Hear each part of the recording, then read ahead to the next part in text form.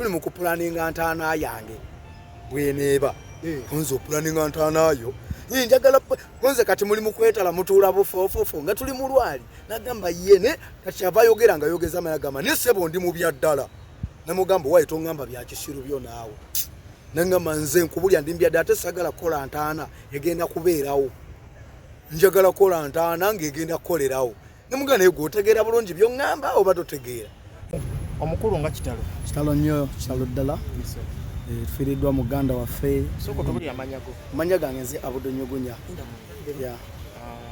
okola biki amanya gange nze abudonyogunya ndi musajja muyimbi nzaalibwa mu Bende nzaalibwa ne baby Deo ekiyoni eyo ewaffe amawulire ga omukulu ono gafunyisa ameka oba obadde naye amawulire g'omukulu sibadde naye jjukira ffenna buli omu ayimba yekka bayinza okubayiba muguzi walala nga banguze walala naye nze amawulire gantuuseeko ku ssaawa nina mukulu wange ankubidde bamuyita Dr. Sewamu wewaffe eyo ekiyoni naŋŋamba amawulire ga Muganda wogafunye konze amawulire ga Muganda waliwo yasoose okunkubira naye ng'akubisa ssimu ye kali nga ndowooza ali mu kunzanyisa nga bulijjo bwakola ki bwanzanyisa kati ate ono wankubidde naŋŋamba amawulire ogafunye Godi yankubidde tulina Muganda waffe Godi ali mu kyalo naye agafunye n'akuba eno naŋŋamba ogafunye Deo afudde neŋŋamba kati omutima ne guntyemuka naye nga Deo afudde naŋŋamba baby Deo afudde kati dokita wankubidde ono Sewamu naŋŋamba baby Deo afudde naŋŋamba naye bamutadde ku patrol bamutwala mu mochare kati nze neŋŋamba anenfata boda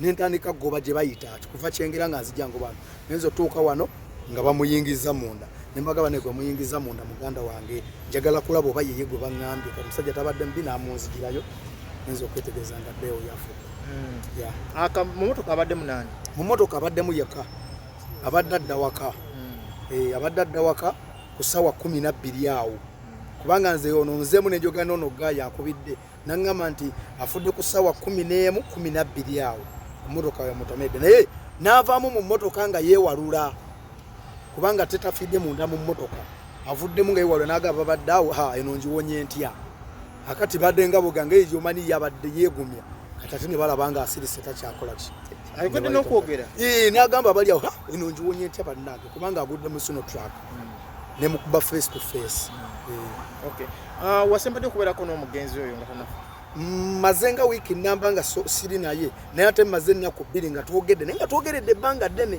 ku ssimu kubanga nze nina ebivulu enaade nategese yamu Bende ne Kasanga kati nga namugambye anyimbireko nga ennaku zino takyagala nnyo okuyimba nga wakwegayirira nemugamba Muganda wange gwe sikusaba kulagira kati netandika okunimya kati naŋŋamba omanyi ndi bize nemugamba oli bize kinagamba nina plan nina bayinginiya nemujjako kati amanyi wemba nyiize kati nanzizaako kati yanzizaako naŋŋamba kebeera ku ssimu yo bajjajja basiimye nkuweeyo $5,000 ngenza okebera ku ssimu nga kwezi nemuga kati awo tonyumye naye twogere ku bya bivulo byange naŋŋamba kati ngenda kuyimbirako ebivulo 2 naye bye ngenda ekirungi wabikoze waffe ngenda biyimba nga nsiibula bantu njagala buli mwaka nyimbe ng'ekivulo kitya kimu sigenda kuddamu kuyimba ndongo yammwe ya kyalo ku kyalo nemugamba kiryoka nze kasoba nga ono nyimbidde oli anakwetera nga ssente oleme kuyimba ne tukoma ne tubeera mu byalwali nagamba omwana gwe atuuma amannya akuze ensejjere toyagala mulaba naye nemugamba nange wange kabuuza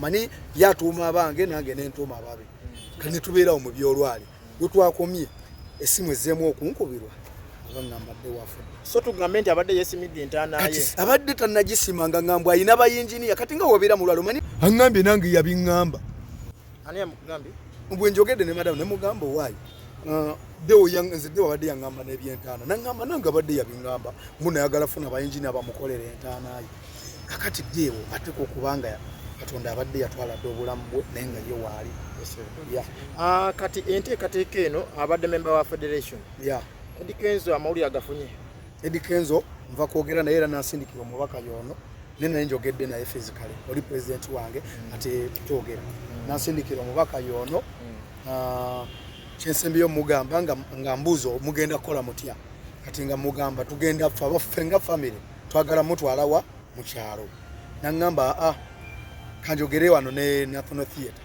nayogera naye nanzirira naŋŋamba tugenda ku National Theatre ku ssaawa 12 era ono namusindikira yakonfaminze omukulu Don tugamba otya Sina bwe ngamba kubanga bitalo byerere ebigambo byo byampeddeko dda.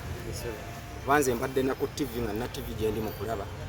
Omwana n'ayisaawo akagundi wansi bwe guno obuyitawo wansi. Scroll. Ne ngamba yi hano TV batandise okulaga ebyekifere. Kyenva nzija mu group yaffe ya Federation. Nenzola ng'omwana ateekayo ekifaananyi nti rest in peace. Ebideo. Tawo twogerere ne president n'angamba wandibadde otuuka ku mochale tulabe ekiddako. Nenkuba mu kyalo waliwo gwe bayita Selector Magi era omwami ono amumanyi. Selector Magi yangambye kwatagana n'abudunyugunya. Nenzija wano confirming ne president era president ya confirming president Eddie Kenza confirming baby day agenda ku National Theatre kusawa 12 ez'akawungeezi. Era mwenna tubayita bannaye baganda bange mwenna abayimbi mwenna n'emikwano gya baby day n'emikwano gye tukungubagire baby day tumusiibule kuba kati yene saawa yesembayo. Eddie Kenzo president asindise n'obubaka nti mwenna mwetaagibwa mujje tubeere nga tusiibula muganda waffe. So baganda bange ebigambo bitini olw'ensonga tuli mu byannaku naye nga federation tukungubagira wamu ne bafaani ba baby day wamu ne baganda bene family. Bw'osembadde okwogera naye era mwayogera ku nasembayo okumulaba ku jam session gye tusembyeyo okubeera nayo ku federation era ya performing na bulungi nnyo. Ninga omusajja ono akyalina energy bw'ati. Nzizeemu okuwulira amawulire ga baby day nga mugenzi. Yesero. Okay. Master K. Amakulu. Kitale kya mukwano gwo. Mutawaana muganda wange. Mugenzi ki omwogerako? Mugenzi ki omwogerako sijja kulimba kubanga muganda wange sina kinyinza kwogera ku baby day kuba yabadde muganda wange dadi. Kuba we mbadde musanga wonna. Abadde atusembeza busembeza wadde wakuba wadde oli waggulu wadde okyali wansi naye nga akwadvise n'agamba musajja bw'oba tonaba kutuuka waggulu kola ki gumiikiriza buli kimu kijja kubeera kiriya.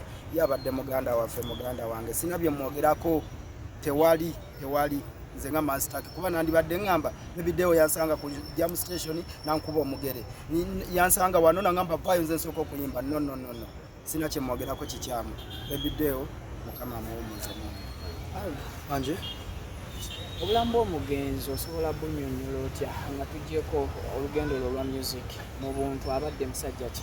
Abadde musajja mutetenkanya kyensobola okugamba Deo talina mulimu gwatakoze mu ggwanga muno kyensobola okukubuulira Deo komanyi nti Deo yatandika wa boda nayimba n'akayimba akagamba tebalina musango aba boda nayingira endongo. Deo yaliko omuzimbi. Deo azze yeepanga. Kubanga nze nave mubende nga ate njagala kuyimba na Deo. Ne tutuuka wano. Ne tutandikira wendongo ne tugikuba ne tugiteeka we twagala. Kakati byasobola okwogera ku Deo ng'omuntu. Abadde musajja mumalirivu nga abaana atandika ekintu angamba ngenda kitandika. Nze Deo bwe yali atandika ebintu ebyabaddemu ebyabasawo abaganda. Nze yangamba bulo. Abantu bano tebakyatuwa ssente mu ndongo. Konzi ate waki angamba buladi nagezeza konzi wagezesezza otya nagamba nefudda ayina ebizibu ebingi nina abawagizi bangi nentekayo post nengamba bannange omuntu asobola okumpayo emitwalo 15 agimpe bagenda kungoba mu nju nyongereko aga Katonda muggulu bampaddeyo omutwalo gumu ate bagunsuubizza konze nemaga naye olabiri style yange Jacob y'ekinamba biki nendabo abantu nti bwe nagambye abantu musobola okukulagula nakafuna miliyoni 2 nenga akakitegeeza abantu tebanjagala mu kuyimba banjagala nnyo wano kwali we nafunye ebizibu tebanyambi ate nabage mu nsobola bayamba nange sente kati nfuna kati gwabagwe ndagewa ne mugamba Deo nzi wesalira uli musajja mukulu bwe yagala kubeera mbya kisawo Katonda ayinza okubanga yakuwa amaanyi ago nze sikola ki sigalina kwibira musawo sawula Deo nayingira mu bintu ebyo Deo ng'agambe nti njagala kukola kino nga ne woba omuyimiriza Deo yatambula n'agenda paka Tanzania ngankubya nanga kati ndi mu nsozi zeno nakoma nanga kati nafunye ate amaanyi amalala nzirwa kuba tubadde balugana atambulira ku PSM naye nga ye akolabira naye nga nkola biki naye nga waba alina kyakoze alina okuŋŋamba naddala nga kimwongeddeko bino ebimunyiza atera okwekweka nankubira nga abimaze ne waba alina kyakoze nga kimwongeddeko nga alina okumpita nangamba nsanga wano nawe abadde akusawulamu oko anti nze mbadde siina bizibu bye njagala nsawule nze mbadde naye abadde ayina basawula abayina ebizibu era nga bakolera